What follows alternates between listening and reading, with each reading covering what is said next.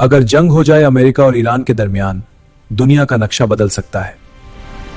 America के पास सैकड़ों जदीद फाइटर जेट्स और दर्जनों एयरक्राफ्ट कैरियर मौजूद हैं।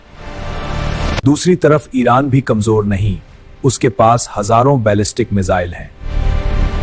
ईरान के ड्रोन और मिसाइल दुश्मन के लिए बड़ा खतरा समझे जाते हैं।